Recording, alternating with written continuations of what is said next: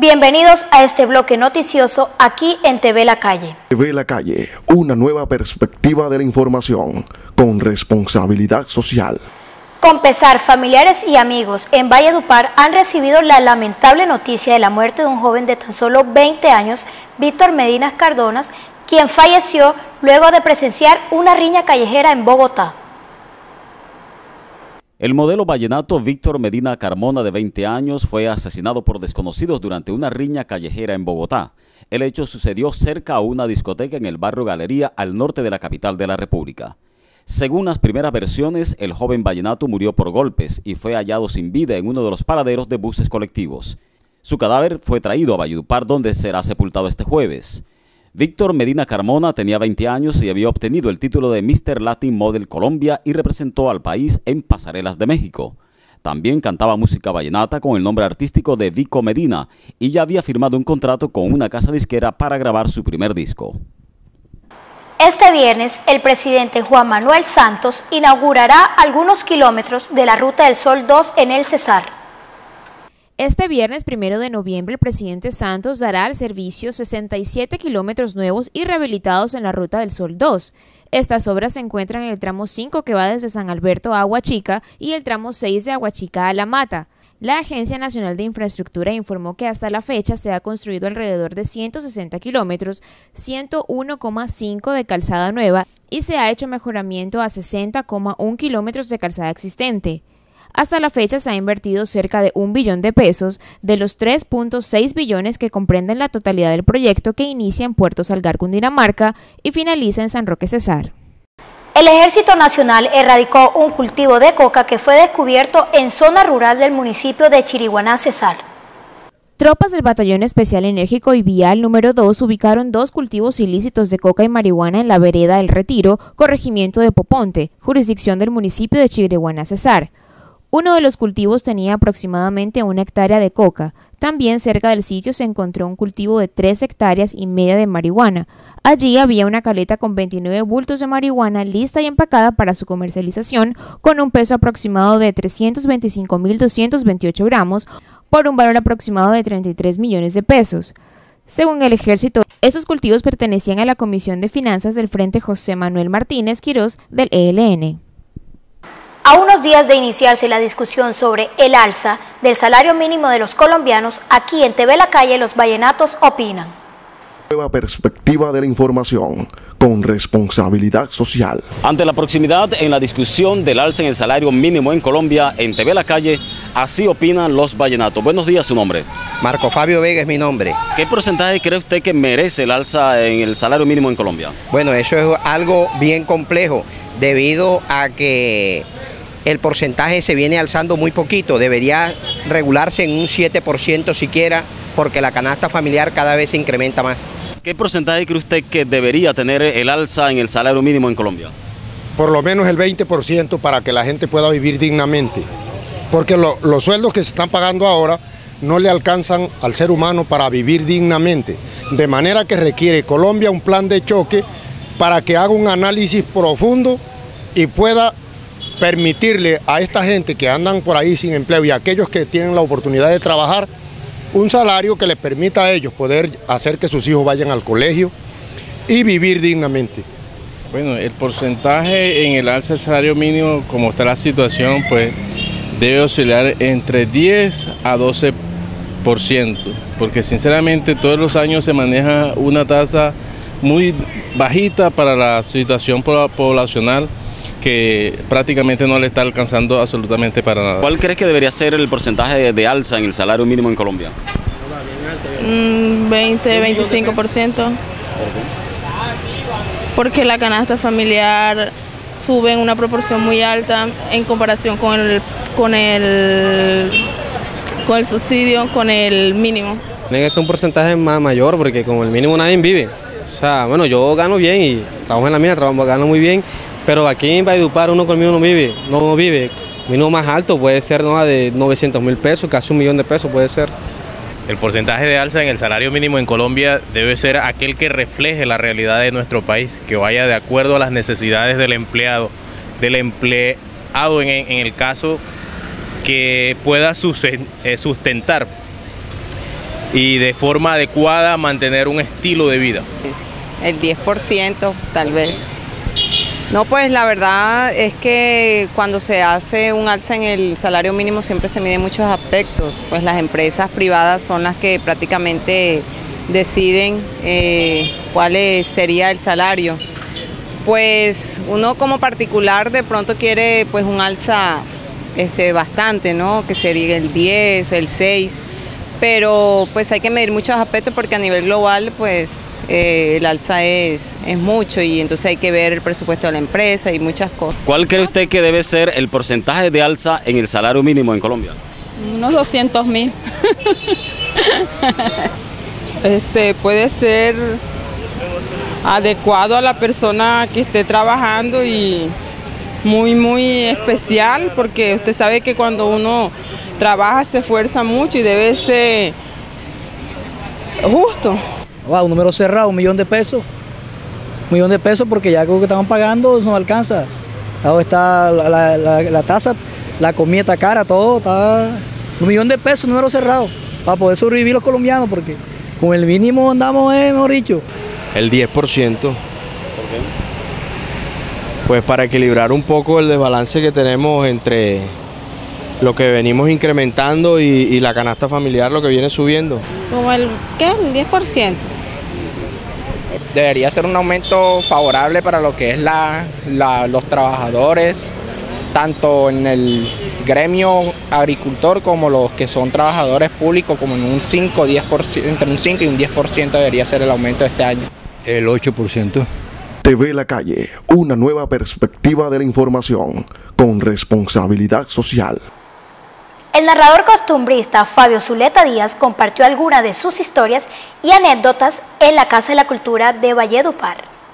La palabra encantada de la Casa de la Cultura sorprendió a los vallenatos, esta vez con la presencia de Fabio Zuleta Díaz, compositor, cantante y narrador de cuentos costumbristas. El integrante de la dinastía Zuleta, una de las más importantes del folclore vallenato, compartió anécdotas e historias de su niñez y de su vida en la sierra, así como las hazañas musicales de su padre y de toda su familia. Fabio Zuleta se destaca por ser uno de los personajes más escuchados en la radio local, con una amplia sintonía en su programa radial, donde combina el humor con anécdotas de personajes de la región. En esta ocasión, los asistentes tuvieron la oportunidad de escuchar en vivo esos cuentos, 100% costumbristas, que reflejan la identidad de la región cesarense. Además, pudieron escuchar varias canciones de su autoría, al igual que las de su padre, el viejo Emiliano. Con la presencia de Carlos Alberto Ateortúa, Tomás Darío Gutiérrez y La Chata Riaño, importantes personajes del periodismo y el género vallenato, se realizó este conversatorio que tiene como fin visibilizar la historia de vida y musical de los más grandes representantes de la cultura y el folclore vallenato.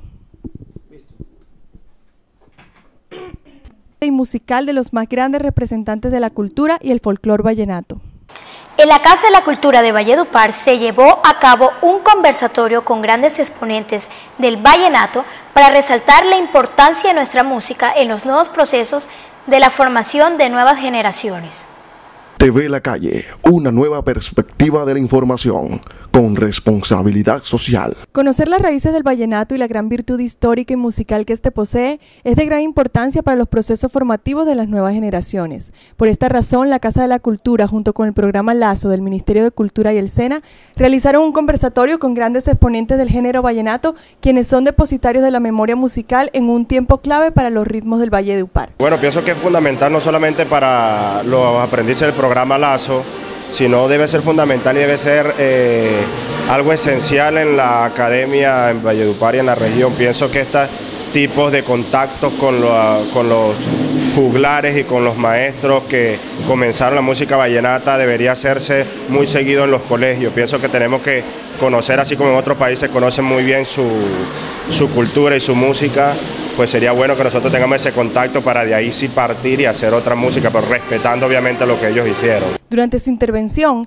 Alberto Muñoz Peñalosa, director de la Casa de la Cultura, se refirió a los juglares del vallenato como albañiles de la música, quienes tienen muchas historias que contar. Los acordeoneros Ovidio Granados, Nafer Durán, Miguel López y el Chema Ramos fueron algunos de los que compartieron sus experiencias. Pienso que es muy importante conocer lo que hicieron esos maestros para poder así mejorar y trabajar con base a lo que ellos hicieron. pero pienso yo que es, y por eso estoy tratando de vincular a mis aprendices, es que ellos son músicos, han trabajado y de hecho trabajan con muchas agrupaciones, pero veo la necesidad en ellos de conocer ese inicio de lo que fue la música vallenata, cómo concebían la música, cómo la grababan antes, por qué ahora se escucha distinto a la música pues, que hacían los maestros Oñate, los hermanos López y los juglares con los que estamos acompañando. La manera de componer y de grabar, las melodías y las canciones fueron solo algunos de los puntos que estos héroes musicales tocaron durante el conversatorio. La mayoría coincidió en que las letras de hoy tienen poca profundidad y que el vallenato ha caído en un abismo comercial que ha hecho que pierda su esencia. Una fusión de saberes y sabores musicales fue lo que los 20 jóvenes integrantes del curso de producción de audio digital tuvieron la oportunidad de disfrutar a través de este espacio concebido para conocer los fundamentos del vallenato tradicional.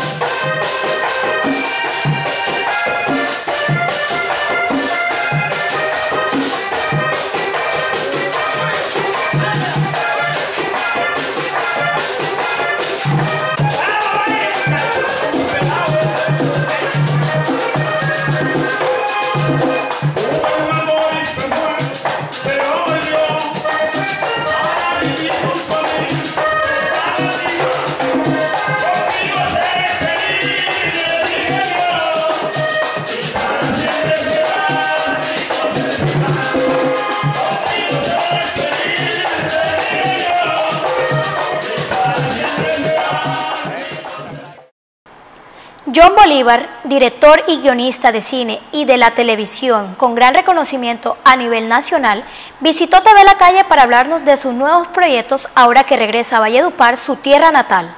Le damos la bienvenida a John Bolívar, que nos acompaña hoy, director y guionista de televisión, conocido por producciones como Chepe Fortuna y Casa de Reinas. Bienvenido a tu tierra y a TV La Calle, John. No, gracias a ustedes por invitarme, gracias Milagros. Cuéntanos, ¿qué haces por aquí? ¿Qué haces por tu tierra? Volviendo al pasado como punto de llegada, volviendo a buscar historias, vine también por una cosa familiar, mi abuelita está muy enferma y muy viejita y vine a acompañarla un tiempo en estos recesos que dan las jornadas de grabación. ¿Proyectos nuevos? Hay 2 proyectos nuevos, uno en cada canal curiosamente, de hecho hay 3, porque hay una cosa con Telecaribe también muy interesante, pero realmente lo que me tiene más entusiasmado es lo de la película, ¿no? Estar con lo de una película con un tema guayú. Put-Chipú se llama, que traduce en Guayunaiki mediador, negociador. Es una película maravillosa, es un tema de paz, un tema muy bonito, es una película que me tiene absolutamente enamorado y con la que ya hemos ganado algunos premios nacionales e internacionales. Supe que estuviste en Cannes con esta película. Ah, sí, nos ganamos un premio, fuimos a Cannes Jazz. Se logró el provincianito estar allí, fue un premio... digamos que no fue un gran premio a nivel de Cannes, pero es un premio muy bueno que se llama Estímulo a Proyectos en Desarrollo, que le dan un dinero y además vas a todas las rondas de negocio del Festival de Cannes, que fue muy interesante porque allá logramos para la película cosas importantes como distribución a nivel internacional, con la Sony Pictures International y algunos dineros de producción también, y la participación en otros festivales que también nos ganamos. Bueno, yo creo que los televidentes quieren conocer un poquito más de la historia de la película y cuándo la van a poder ver, dónde se está grabando, por ejemplo. Como el cine colombiano tenemos problemas con el dinero todavía para terminarla. La película se llama Put-Chipú y el tema que trata es el de los palabreros. Es una historia de amor entre un palabrero guayú que está próximo a morir de cáncer y su hijo. El hijo es un rapero paisa que él no sabía que existía y que tuvo con una turista que pasó unos años atrás por el desierto, ¿no? Y se le llevó el amor. Este muchacho regresa a petición de la mamá antes de morir a pasar un tiempo con su papá sin saber que el papá está próximo, casi muriéndose, y se va enamorando de su cultura, se va enamorando de ser un palabrero, se va enamorando de su etnia. Al principio llega odiando todo esto y como es un artista sensible al fin y al cabo a la muerte de su padre termina convirtiéndose en el último Put-Chipú o palabrero de su linaje. De hecho así se llamaba inicialmente, el último palabrero. Bueno, John, muchas gracias por acompañarnos, esperamos que disfrutes de tu estancia en Valledupar y a nuestros televidentes de TV La Calle esperamos que sigan sintonizándonos a través de la página web www.lacalle.com.co. TV La Calle, una nueva perspectiva de la información con responsabilidad social. En Valledupar se siguen realizando diferentes actos para conmemorar el segundo aniversario de la muerte del pintor Álvaro Martínez, uno de los artistas más reconocidos a nivel nacional. Con una exposición conmemorativa en el segundo aniversario de su fallecimiento, se realizó un homenaje al arquitecto, pintor y escritor vallenato Álvaro Martínez Torres. Amigos, familiares y allegados del artista se congregaron en las instalaciones de la Fundación Carboandes para recordar anécdotas de su vida y exaltar su obra pictórica. Omaira Herrera, colega y amiga de toda la vida, recordó a Martínez Torres como una persona amiguera, jocosa y alegre. Como persona, como ser humano, era un ser valiosísimo, un excelente profesional, un ciudadano comprometido con Valledupar, amaba mucho su ciudad, quería mucho a sus amigos, admiraba mucho a los colegas de él del arte en toda su expresión. De crítica mordaz y una afinidad notable por los temas locales que reflejan la realidad sociocultural de la región cesarense, su obra se caracterizó por hacer énfasis en lo tradicional y lo anecdótico, aspectos que exponen el realismo mágico y los cuentos macondianos en los que se enmarca. Representaba las figuras, el ambiente en un contexto geocultural que identifica su propia región, su propia tierra, su propia cultura como una de las maneras, diría yo, más sabias que el ser humano puede hacer. Pintar su pueblo con lenguaje propio para hacer visible de su pueblo lo invisible. Álvaro Martínez para la cultura vallenata fue una gran figura porque él se destacó a nivel nacional con su obra pictórica y fue premiado por el Ministerio de Cultura, y aquí en Valledupar nosotros lo teníamos como un excelente pintor, un excelente amigo, un excelente contador de cuentos y un excelente crítico, y eso lo plasmaba en sus escritos. Según sus familiares, desde niño se inclinó hacia la pintura, arte que trasladó a la arquitectura de adulto, pero al que regresó con la experiencia y la visión de su profesión. Toda la vida desde peladito le gustó pintar. Le gustó, entonces cuando estaba peladito hacía esto, lo otro, pero ya después que fue, pues, soñó toda la vida con la pintura. Fue un tipo que nació con eso en su vida, en su yo, dentro de él. Esta exposición fue organizada por su hijo Gillo Martínez y varios de sus entrañables amigos, dentro de los que se encuentra Edith Mendoza, quienes en una correría por la ciudad lograron reunir más de 25 obras que se encontraban en varias casas de Valledupar.